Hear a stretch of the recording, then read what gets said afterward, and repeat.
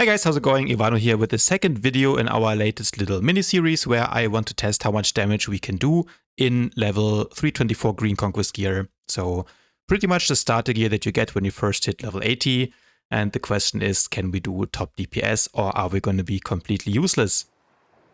So this is the gear which I'm using. As you can see, it's all green level 23 gear. We have the legendary implants and the tactical, however, but no augments or something like this. We are playing Focus Guardian solo without a Premade, of course.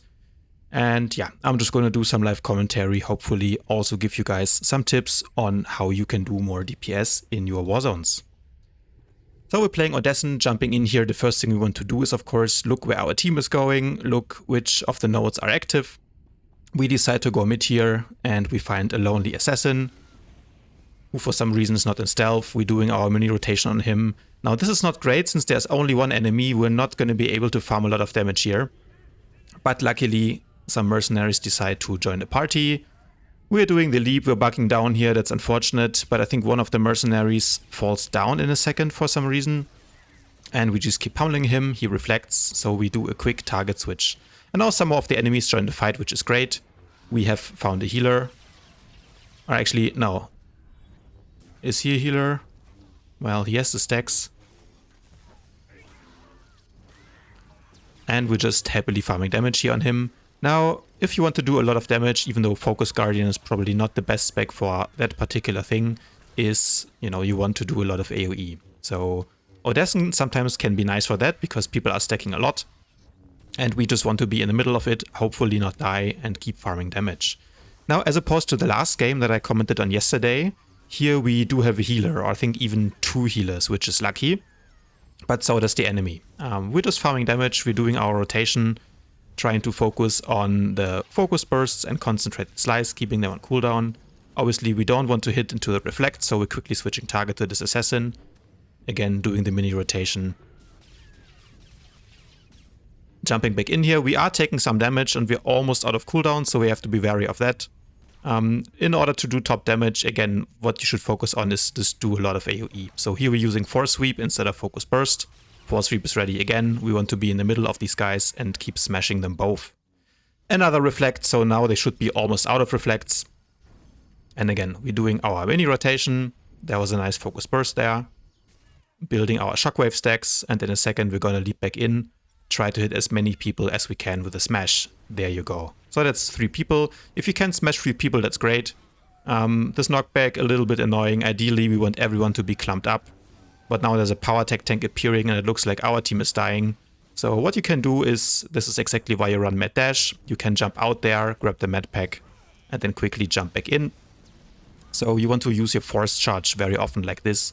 If you can, get out of the fight and then jump back in, that's good because Force Charge makes you immune to stuns and also gives you the 20% damage rebuff that you get.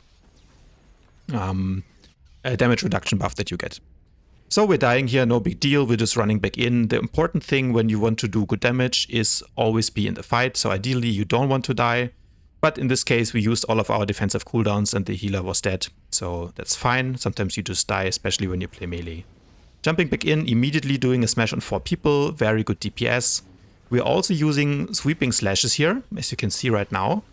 That's something that you have to talent now in the I think since 7.0, but it is a better filler than using some of the other more single target attacks. So when you can hit 3 or more people, for sure use sweeping slash. A little tip just to do some more damage. So jumping back in, we're taking a lot of damage, but soon our cooldowns are coming back up, so hopefully the healer can keep us alive for a second. Nope, we just die as our fake life came off cooldown there.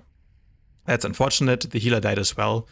One good tip, guys, for doing more damage.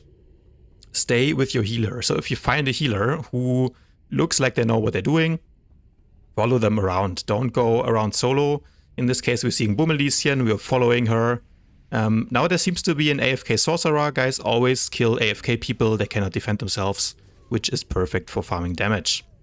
Another little tip there that you saw, as I was about to kill the sorcerer, I already moved into the direction that I want to go next. So these little movement tricks can just give you some extra seconds that you can do damage because you arrive faster to your new destination.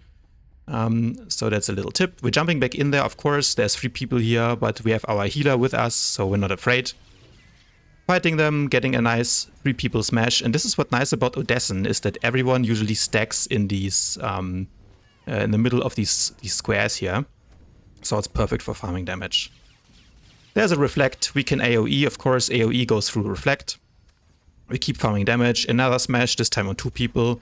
Ideally, we always want to be in the middle of the 3 people. That's where we want to position ourselves, because smash is an AoE centered around us. You saw it there. I very purposefully moved in the middle of these guys so that I could hit all 3 of them with my force sweep. So we're doing the same thing, jumping back in. This guy barriers. The other guy already used Reflect, so now they're about to die. But if you want to farm top damage, ideally we don't want to kill them. We want to keep them alive just long enough so that they are not going to kill us.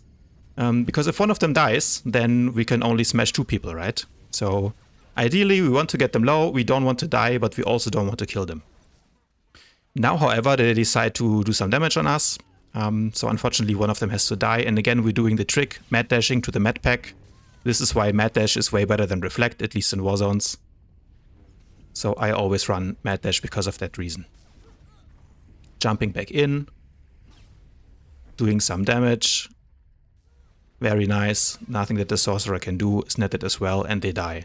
Now we have some downtime here, which is not great, but I think we already did some great damage. Our team is slowly catching up with us. And we are still alive, which is good. We're running out here, trying to find some more enemies just to do damage. It looks like the war zone is won anyway. And here for some reason we see an enemy, but our team decides to ignore him. And we get kind of trapped in this 1v1. He uses Reflect right off the bat, which is not that good, but unfortunately this is a bad fight for me because I am out of cooldowns. I only have my fake life. And as you'll see here in a second, he has all his cooldowns. He has his energy shield. We decide to kite it out. But he does a lot of damage actually, so we're looking at his energy shield, still 5 seconds left. We're just waiting it out, we're hiding here, he comes back, we pop our fake life now, but he still has Kolto. So yeah, he has all his big cooldowns, we have nothing, and we unfortunately die here.